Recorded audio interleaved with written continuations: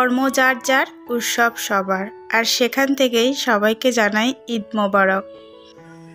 ঈদের ব্যস্ততা, সেই সঙ্গে পরিবারের সবার সঙ্গে আনন্দময় কিছু মুহূর্ত কাটিয়ে আশা করছি আস্তে আস্তে সবাই সবার কাজের জায়গায় ফিরছেন ধীরে ধীরে।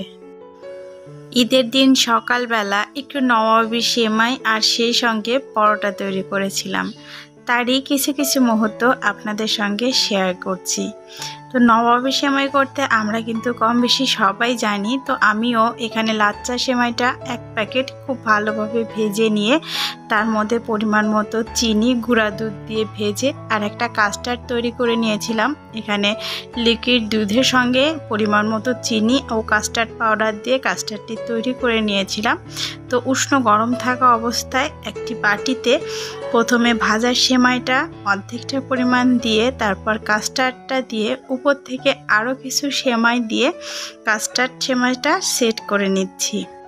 চাইলে কিন্তু উপরে বিভিন্ন রকমের বাদাম কিশমিশ দিয়ে ডেকোরেশন করা যায়, কিন্তু বাচ্চারা খুব বেশি বাদাম কিশমিশ পছন্দ করে না, যার কারণে হালকা একটু দেখা সৌন্দর্যের জন্য 4টা কিশমিশ দিয়েই এটা পরিবেশন করলাম। তো এটা দেখতে যতটা সুন্দর, খেতে কিন্তু অধিক মাত্রায় টেস্টি। তো এটা ফ্রিজে রেখে 2-4 ঘন্টা যদি সেট করে নেওয়া যায় তখন কিন্তু খেতে এই ডেজার্টটা বেশি ভালো লাগে। তবে হাতে খুব বেশি সময় ছিল না, এজন্য সেমাইটা তৈরি করে তারপর পরোটাগুলো একে একে ভেজে নিচ্ছি। তো কিছুটা পরিমাণ পরোটার সঙ্গে খাওয়া হয়েছিল আর অর্ধেকটা পরিমাণ ছিল ওটা সন্ধ্যার নাস্তায় বাচ্চারা বের করে খেয়েছিল। তো কদিন ধরেই তোরা বলছিল যে মামনি একটু নবাবী সেমাই করো। তো ভাবলাম যে সামনে যেহেতু ঈদ আসছে আর ঈদের দিনই স্পেশাল আমরা নর্মালি সকালে সেমাই, পরোটা, লুচি বা রুটি এগুলো খেয়ে থাকি, তো করা যাবে। তো আজকে ঈদের দিন সকালবেলায় দুধ চা আর পরোটা, তার সঙ্গে কাস্টার্ড সেমাই, আর হ্যাঁ অবশ্যই সবার পছন্দের আম ছিল। তো এই দিয়েই কিন্তু সকালের নাস্তাটা সবার খুব ভালোভাবেই কেটেছে। ও হ্যাঁ, আজকের ভিডিওতে তো ইন্ট্রো দিতেই ভুলে গেছি। তো আমি আছি তৃপ্তি, বগুড়া থেকে। আপনাদের সঙ্গে বাংলাদেশি ব্লগার তৃপ্তি চ্যানেলে সবাইকে স্বাগত জানাচ্ছি নতুন একটি ভিডিও দেখার জন্য। আশা রাখছি যে যেখান থেকে আজকের ভিডিওটি দেখছেন সবাই ভালো আছেন, সুস্থ আছেন।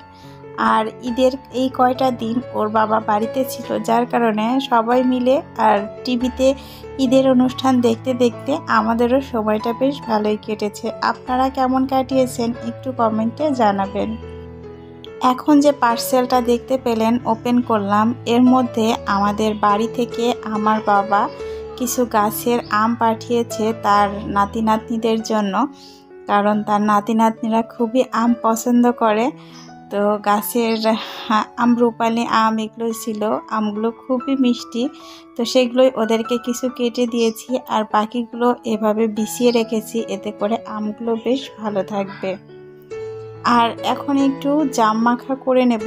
কদিন ধরে জাম মাখা খেতে যাচ্ছিলাম, ফ্রিজে ছিল কিন্তু সময় করে উঠতে পারছিলাম না। তো এখন একটু জামগুলো ভালোভাবে ক্লিন করে লবণ দিয়ে তারপর পরিমাণ মতো চিনি আর একটু ঝালের গুঁড়ো দিয়ে জামগুলো খুব সুন্দর করে চটকিয়ে মেখে নেব। এত সিম্পল ওয়েতে জাম মাখা করলেও যে এত টেস্টি হয়, না খেলে আসলে বুঝতে পারা যাবে না।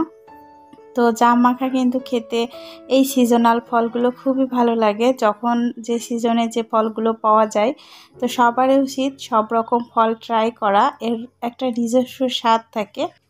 জাম মাখাটা খেতে এত টেস্টি হয়েছিল যে ভিডিওর ভয়েস ওভার করার সময় দেখে আমার আবারও খেতে ইচ্ছে হচ্ছিল, কিন্তু উপায় নেই, এখন তো আর পাবো না। তো যাই হোক, এখন দুপুরে রান্না করে নিচ্ছি। আর দুপুরে রান্নাতে করব পোলাও, চিকেন রোস্ট, তার সঙ্গে থাকবে ফিশ বারবিকিউ। তো কিভাবে শর্ট ওয়েতে আমি করে থাকি সেটাই আপনাদের সঙ্গে হালকা করে একটু শেয়ার করব, যদিও সবাই পারেন তারপরেও আর কি। তো এখানে চিকেনের সঙ্গে আমি রেগুলার যে আদা রসুন বাটা, তারপরে ঝালের গুঁড়া, টক দই, লবণ, একটু চিনি, লেবুর রস আর একটু গরম মশলার যে ব্লেন্ড করে আর কি গুঁড়াটা, সেটা দিয়ে খুব ভালোভাবে চিকেনটা ম্যারিনেট করে রেখে দেব 30 থেকে 40 মিনিট। তো চিকেনটা তো ম্যারিনেট করা হয়ে গেছে, এখন কয়েকটা তেলাপিয়া মাছ একটু ম্যারিনেট করে নেব।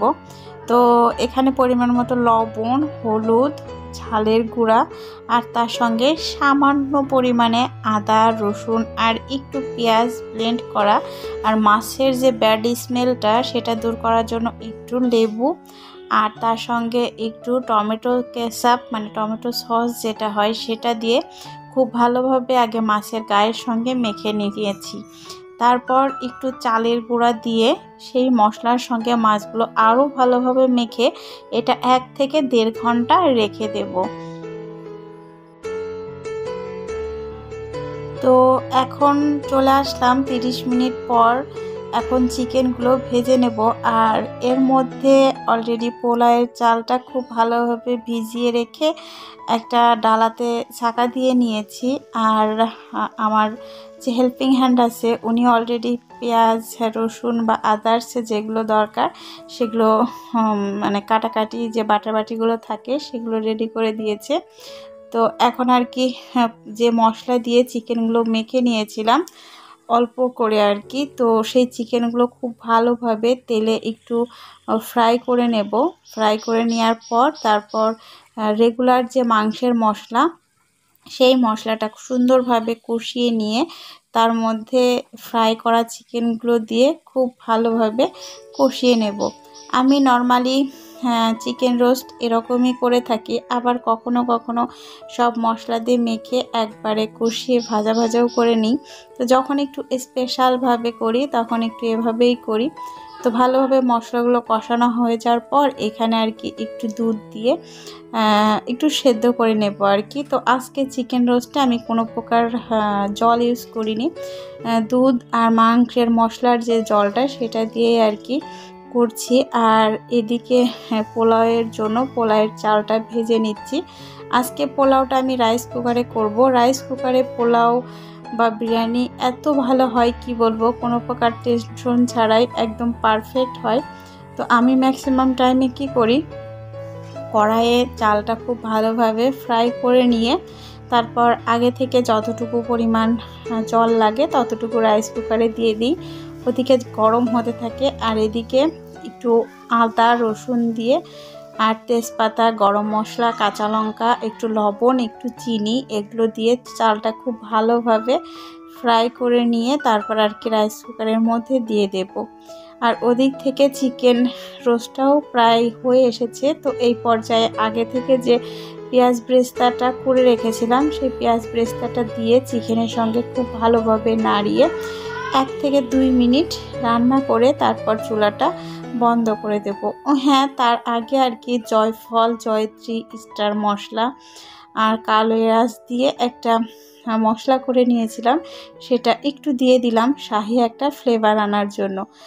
আর অবশ্যই একটু কয়েক ফোঁটা কেওড়া জল আর একটু গোলাপ জল দিয়ে তারপর আর কি চিকেনটা ঢেকে রাখবো। আর এদিক থেকে যে মাছে মশলাগুলো মাখিয়ে রেখেছিলাম সেগুলো এখন ভেজে নিচ্ছি। একটু ডিপ ফ্রাই করছি আর কি, এজন্য ডুবো তেলের মধ্যেই করছি। কম তেলেও করা যায়, শ্যালো ফ্রাই যেটাকে বলে। আর এদিক থেকে রাইস কুকারে অলরেডি পোলাওয়ের চালটা দিয়ে দিয়েছি, আর পরিমাণ মতো জল তো ছিলই। আর এখানে একটু দুধ দিয়ে তারপর পোলাওটা একদম বসিয়ে দেব। ও কিন্তু একা একাই হয়ে যাবে, চুলাতে দিলে যেমন একটা নরমের আশঙ্কা থাকে বা মানে ঠিকঠাক পারফেক্ট হয় না, তারা কিন্তু চাইলে এভাবে রাইস কুকারে পোলাও করতে পারেন, একদম খুব সুন্দর পারফেক্ট ঝরঝরে হয়। তো কিছুটা পরিমাণ পেঁয়াজ ব্রেস্তা করে নিয়েছিলাম, সেটাই এখন মাছের উপর দিয়ে তারপর পোলাওয়ের উপর দিয়ে আর হচ্ছে চিকেন রোস্টের উপর দিয়ে বিছিয়ে দেব, একটু দেখার সৌন্দর্যের জন্য। আর টেস্টও কিন্তু বেশ ভালো হবে।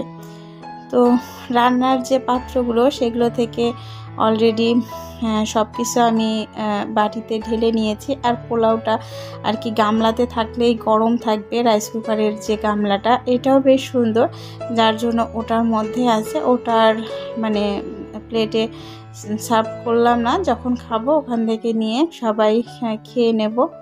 তো এই ছিল আমার আজকের এই ছোট্ট ভিডিও। জানি না আপনাদের কাছে কেমন লেগেছে ভালো লেগেছে কিনা। যদি একটু ভালো লেগে থাকে ভিডিওর শেষে আপনাদের কাছে রিকোয়েস্ট থাকলো ভিডিওটি লাইক করে আমার পাশেই থাকবেন, আর নতুন হলে চ্যানেলটি সাবস্ক্রাইব করে রাখবেন, এতে করে আমি যখনই ভিডিও দেব চলে যাবে আপনার কাছে। এতক্ষণ ধৈর্য ধরে ভিডিওটি দেখার জন্য অসংখ্য ধন্যবাদ। সবাই ভালো থাকবেন, সুস্থ থাকবেন।